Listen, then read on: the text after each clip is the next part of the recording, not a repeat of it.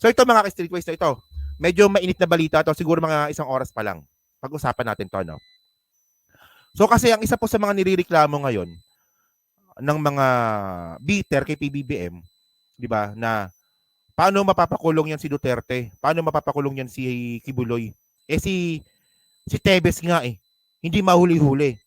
Kung hindi ba naman bobo tsaka mga tanga yung mga nagsasabi nun, ano bang akala ninyo sa sistema ng ng judicial system sa Pilipinas at sa buong mundo? Na pag sinabing uhulihin ka na, may 'di ba, na may kaso ka na, hulihin ka kagad, hindi ganoon. Lalong-lalo na sa katulad nga po ni Arnie Tebes na merong guns, merong guns, 'di ba, at merong gold. Guns, guns and gold. Kompleto yan si ano eh, si Arnie Tebes eh. So ngayon mga kababayan, ang pinaka good news ngayon mga kay Streetwise, uhulihin na po talaga si Tebes. Uhulihin na siya. At ako naniniwala ako, ito po ay utos po ni PBBM. Siyempre, meron tayong ebidensya dito kung paano ko nasabi na ito ay pag-uutos ng ating Pangulong Bongbong Marcos. So una kasi mga kababayan, dito na. Para makuha po natin yung narrative po ng content na to. So nagsalita na nga po itong ito post ito ni Janice Digamo eh, yung asawa nga po ni yung namatay na governor, no. So sabi dito ni Janice Digamo, okay, the cancellation of Arnie Tebes' passport is considered final and executory, and a red notice is soon to follow, according to DOJ Secretary Boying Rimulya.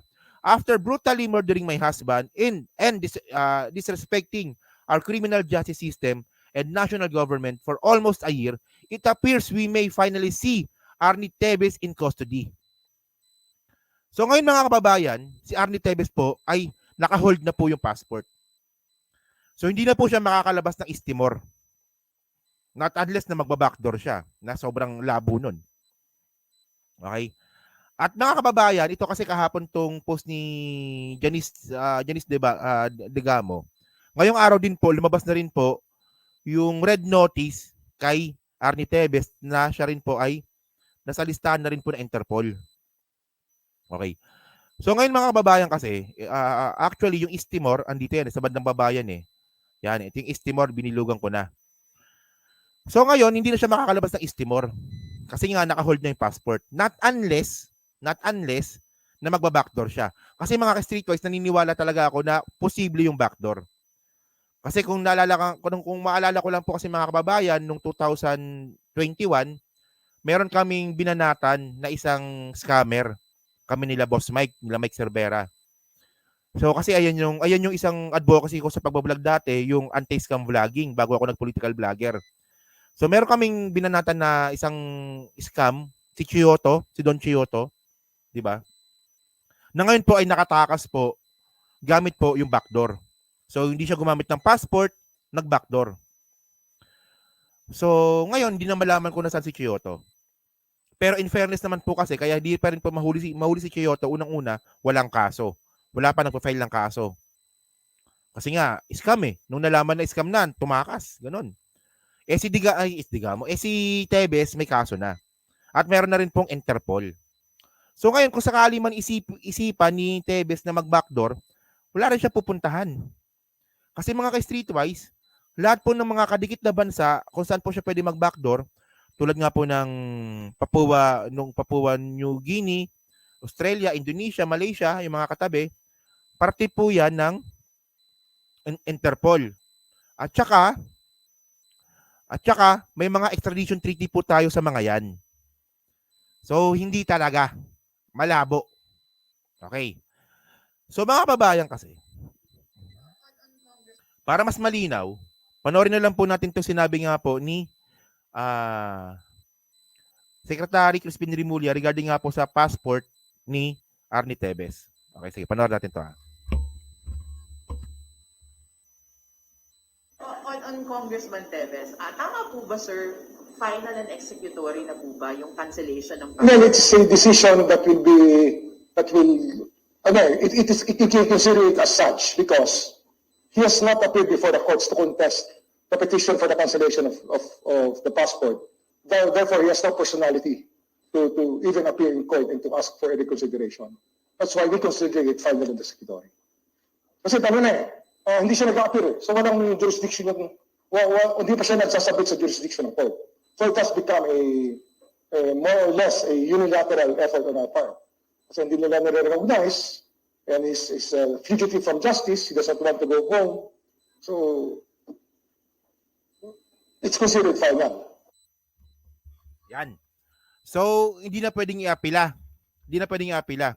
So, in short mga kababayan, para mas maintindihan po natin yung sinabi po ni Boyong Rimulya, by default, it's final and executory. Kasi kapag ikaw po ay na-filean, kasi hindi ka naman basta-basta kasing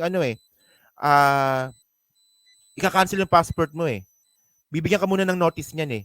Ang problema kasi, hindi uma-appear si Arnie Tevez para ipagtanggol yung sarili niya.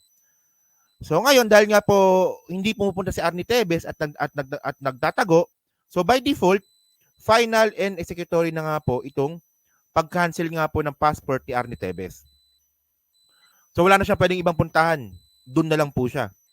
Kung saan man siya naroroon. 'Di ba? Eh mukha na sa East Timor talaga siya kasi nasa Timor-Leste talaga siya kasi may video na nakasama niya si Manny Pacquiao sa East Timor.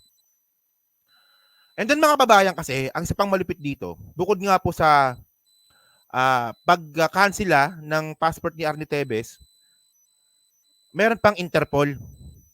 Ito ano to? Sure na to, sigurado na to. Sabi dito no, galing ito sa DOJ. Okay? Press release, Interpol issues red notice for former Congressman Arnulfo Arnie Tevez Jr. Okay? So ito ay lumabas kahapon. Baling ngayon kasi Amerika eh. So ngayon. Okay. Manila, Philippines on February 27, 2024, the Anti-Terrorism Council ATC of the Republic of the Philippines in collaboration with the International Criminal Police Organization announced the issuance of a red notice for former Congressman Arnulfo Tevez. This international notice follow the local issuance of an arrest warrant for Mr. Tevez on multiple serious charges including murder, frustrated murder, and attempted murder. So, ibig sabihin nun mga kababayan, pati rin po kasi East Timor, pwede rin po siyang hulihin kung saan po siya naroroon. Kasi nakalagay dito local eh. Di ba? And then, ito nga po yung mismong website kung saan nga po nakalagay yung pangalan ni Arnie Tevez sa Interpol. Yan, galing sa Interpol yan eh. Yan, Interpol red notice. Ayan. Galing Interpol yan. So, si Kibuloy kaya kailan makakaroon nito? So, sabi dito, circulation to the media, including internet, of the extract of the notice as published on Interpol's public website number. Yan. So, andito, also known as, alias Tevez Jr. Ito, no? Andito yung pangalan niya, 1971. Pati tatay pala andito, no? Okay. So, identity of documents. So, ang nakalagay kasi dito, no? Pakita ko lang sa inyo. Ito. Okay. The Anti-Terrorism Council issued a resolution designating Arnulfo A. Tevez Jr. and his armed group as terrorist group of persons, organizations, or associations and its member as terrorist individuals. Yan. So, ito yung galing sa ATC, di ba? So, recognize na rin po ito ng Interpol. Furthermore, said accused is allegedly involved in the assassination and shooting of 3 individuals from March to June 2019. Also, okay. Kasama yung lumang kaso niya, no? In Negros Oriental. He is also accused for violating Section 28 in relation to Section 28E of Republic Act number 10591 and violating the Republic Act number 9516, di ba? After several high caliber weapons and ammunitions were found buried in his family compound. So kasama rin pala dito, no, na-recognize din pala pati yung pagbabaon, di ba? Yung pagbabaon ng mga armas ni Arnie Tevez dun nga po sa lugar nila. Okay. So, ito na. Okay. So, clear na tayo dyan. And then, mga babae, no, nung binabasa ko pa nga itong mga article po sa Interpol mismo, So ito pala, ganito pala yung nangyari. Ganito pala yung nangyari. Para po ma-issuean ng red notice ng Interpol si Arnie Tevez, meron talagang kinalaman yung executive department. Di ba? Executive branch ng gobyerno natin. Na ito na nga po, na yung executive branch nga po, ito nga po is pinamumunuan nga po ng ating Pangulong Bongbong Marcos. So sabi dito, no? View and search public red notice for wanted persons. Okay? The individuals are wanted by the requesting member country or international tribunal. Member countries apply their own laws in deciding whether to arrest a person. So malinaw dito mga kababayan, di ba? The individuals are wanted by the requesting member country. So yung pagpapahuli po kay Arnie Tevez sa Interpol, ito po ay base sa requesting member country. Na ito na nga po yung Pilipinas. So mga kababayan, hindi pwede na ang mag-request nito ay senador. Hindi pwede na ang mag-request nito sa Interpol ay Supreme Court o korte. Hindi. Sa Constitution po natin, pag mga ganyang klaseng mga bagay po, ang pwede po mag-request po dyan ay yung executive branch na pinamumunuan nga po ni PBBM.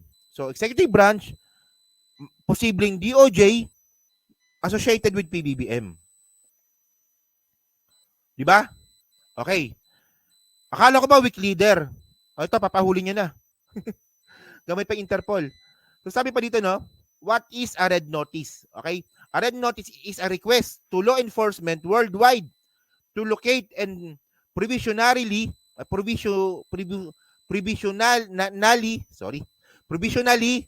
arrest a person pending extradition, surrender, or similar legal action. It is based on an arrest warrant or court order issued by the judicial authorities in the requesting country. Okay? So, member countries apply their own laws in deciding whether to arrest a person. So pag sinabi po natin judicial authorities, ito po yung DOJ. Kasi po kaya medyo hindi po binanggit dito yung word na DOJ kasi po iba-iba po kasi yung judicial authorities po sa ibang bansa. Pero dito po mga kababayan, ang judicial authorities po natin is DOJ na pamumuno nga po ni PBBM. At yung requesting country, si PBBM din po yun. And then, member countries apply their own laws in deciding whether to arrest a person. So, member countries din po. Di ba? Apply their own laws in deciding whether. So, ibig sabihin nun mga kababayan, pag sinabi po kasi yung nating member countries, ito yon. Ngayon, ang tanong dito, saan magtatago yan si Arnie Tevez? Kung makita po natin dito mga kababayan, yung kulay green, ayan po yung member po na bansa ng Interpol. Yung kulay green. Yung kulay puti, ayan po yung hindi member. Tapos, yung pula, observer. Okay. So, kung saan pwede magtago si si Arnie Tevez, sorry. Excited, Kibuloy kagad. Kung saan po pwede magtago si Arnie Tevez na bansa, kung saan po walang Interpol, dyan po sa mga bansa na nakakulay puti. So, ito, ang alam ko dito sa puti na yan, Sahara yan Sahara.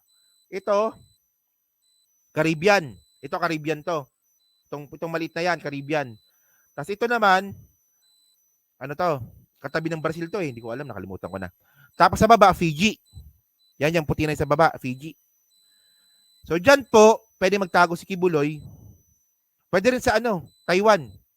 Kasi yung Taiwan, observer lang. Pero pwede bang huli, di ba? Pwede pa rin manghuli yan. Kahit observer lang siya dyan. O, kaya sa North Korea. Ayan pala, North Korea pala, puti, North Korea. O, diyan ka na lang sa North Korea ka na lang pupunta.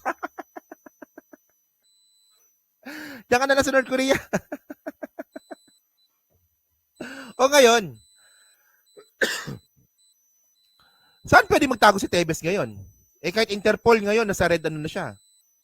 Nasa red status na siya ngayon. Oh. Di ba? So ngayon mga kababayan, ito na. Yung mga bitter kay PBBM na ang sinasabi na ay wala si Kuting, Hindi naman mapahuli si Arnie Tevez. Ganun.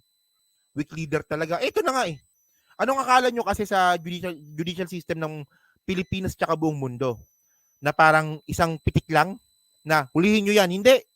Dumadaan po sa proseso yan. Kung ayaw nyo dumaan sa proseso, hindi dapat pinatigok na yan. Yun nga lang, hindi naman ganun yung nangyari. Dinaan po sa proseso na which is matagal. Kasi mga ka-streetwise, binigyan po ng pagkakataon si Arnie Tevez na sumagot. 'Di ba? Kaya po tumagal. Unang-una, 'di ba? Si Arnie Tevez pinapa-report sa Congress. Pina-report ka na para sagutin na natin 'to. Ayaw. Tapos nagbigay na nga po ng warning yung DOJ na umuwi ka ng Pilipinas. Cancel na namin yung passport mo para makasagot ka. Hindi rin pumunta. Kahit din po si PBBM, di ba, last year na content natin yon, na sinabi rin po ni PBBM na umuwi ka na ng Pilipinas para masagot mo na to. Ang dami mong dapat sagutin. So, ibig sabihin nun, pinagbigyan po ng pagkakataon si Arnie Tevez para sumagot. So, ito po yung due process. So, ngayon, dahil nga po sa ayaw talagang umuwi ni Arnie Tevez, so gumawa na po ng extra measures ang ating gobyerno para gawin yung mga dapat gawin. So, kung bakit tumagal yung proseso, kasi nga po, pinagbigyan po si Arnie Tevez, binigay po yung due process sa kanya na hindi niya naman ito ginamit. Ang problema kasi dito mga kababayan, itong mga bitter kasi, walang alam. Basta makasita lang. Diba? At ang isa pang pinaka-bullshit kasi dito, diba? May mga sumusuporta pa rin po kay Arnie Tevez. So paano yan, yung mga sumusuporta kay Arnie Tevez? Sila Banat Bay, sila Dada, sila Coach Oli, di ba? Sila Jojo Di Guzman. Ang dami nyo tanga eh. Wala naman pala kayong mga alam. Di ba? Oh, ito maganda to. Doon siya magtago sa South Dakota. Dami mong alam ha, ikaw ha, Cheryl ha. Yun, so yun mga kababayan, no? So maraming salamat po sa inyong lahat. So dyan po sa Team Replays, ano masabi nyo nga po dito sa ginawa nga po ni PBBM na dinaan po sa proseso para po ipahuli na si Arnie Tevez sa Interpol. Yan. So I think napaka-fair nun para kay Arnie Tevez. Yan. So kayo nga po, ano masabi nyo nga po dito sa Team Replays, dyan po sa content po natin regarding po kay Arnie Tevez. At dyan po sa 607 po na nanonood. So sa hindi pa po nakakapag-like, palike na lang po ng video para po makatulong po sa algorithms po ng content po na to. Yan. So thank you po, maraming salamat no.